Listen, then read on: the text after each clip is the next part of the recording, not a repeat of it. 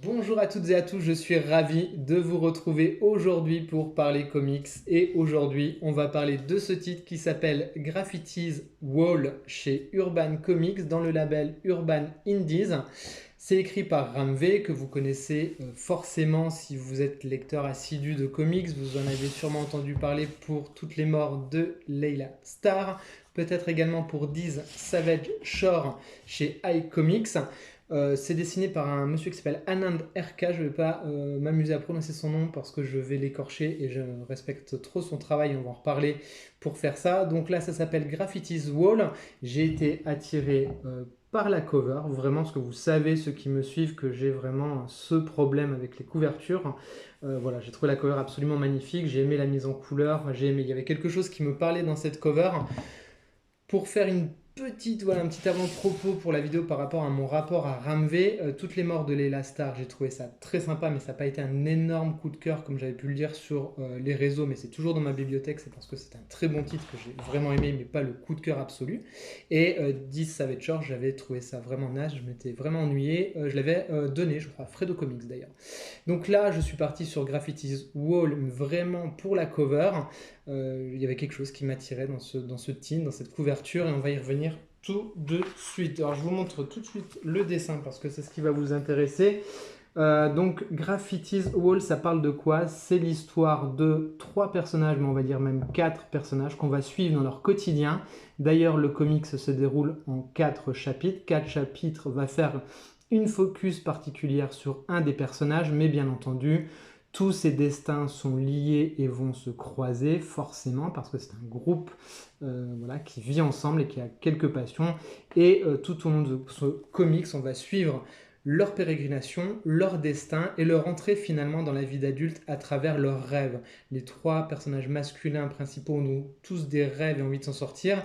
Un par le graphe, forcément, il donne le titre voilà, à l'album, un autre par la musique, un autre par l'écriture, et il y a une femme qui va arriver au milieu de tout ça et qui va un petit peu être un espèce de fil d'Ariane de tout ça et qui va un peu apporter des choses différentes au récit, et c'est très intéressant. Je ne veux pas vous en dévoiler plus parce qu'on est sur un titre assez court et qui se lit assez rapidement, même si eh bien, c'est un titre qui a beaucoup de profondeur. Franchement, c'est un excellent titre, autant vous le dire tout de suite, mais je tiens à vous mettre en garde sur les dessins. On est au tout début de l'ouvrage et effectivement les premières pages peuvent vous mettre à mal. Moi, elles m'ont un petit peu perturbé l'œil en me disant tiens, c'est un peu bizarre, est-ce que je vais adhérer, est-ce que je vais accrocher? Et passer les 4-5 premières pages, et bien finalement on rentre très vite dedans. Et là, à partir du moment où on a compris où voulaient nous emmener les auteurs, et bien c'est un pur délice, c'est un pur bonheur. Le fond, la forme et la colorisation se rejoignent pour raconter la même histoire. Cette histoire finalement de fin d'adolescence, de début de vie adulte, où se mêlent à la fois les passions, à la fois les tourments, à la fois les difficultés, à la fois les rêves, les envies, enfin bref, tout ce qui forge ce qu'on va devenir quand on est adulte, et en même temps tout ce qui est nourri et qui nourrit nos rêves à cette période-là. Donc là, eux, c'est par la forme artistique. Forcément, ça se passe en Inde, dans une mégalopole absolument dingo. C'est extrêmement bien retranscrit par le dessin et la colorisation. Vous voyez, l'auteur se permet tout en termes de dessin. On va avoir des plans hyper comme ça, hyper cadrés, hyper serrés, des plans décadrés. Enfin, vraiment, il s'amuse à fond avec le dessin et avec cette histoire et avec ces personnages. C'est, on va pas se mentir, absolument brillant. C'est génial. Moi, c'est un récit qui m'a beaucoup, beaucoup touché, qui m'a ramené à ma propre fin d'adolescence et de vie d'adulte, là où tous les rêves sont possibles. C'est magnifique, c'est sublime. Ne vous arrêtez pas peut-être au premier a priori que vous pourriez avoir sur le dessin parce que vraiment on est bien au-delà de tout ça. Ça va mixer plein de genres, hein. On sent vraiment la culture du dessin du dessinateur, du pop art. Enfin vraiment on sent plein de choses qui bousculent comme ça l'œil. C'est brillant franchement, autant en termes de récit et de narration. Pour le coup, Ram V ne se perd pas, c'est hyper fluide, hyper construit, hyper, hyper sexy, j'ai envie de dire, dans la narration, parce qu'on n'a qu'une envie, c'est de tourner les pages les unes après les autres et appuyé par ces couleurs complètement dingues.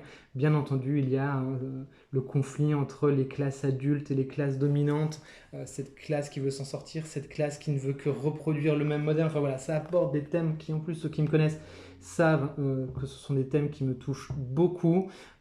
Ça se passe en Inde, mais ça pourrait se passer n'importe où dans le monde, et c'est en ça que c'est un récit absolument brillant, que c'est un coup de cœur, parce que c'est un récit universel.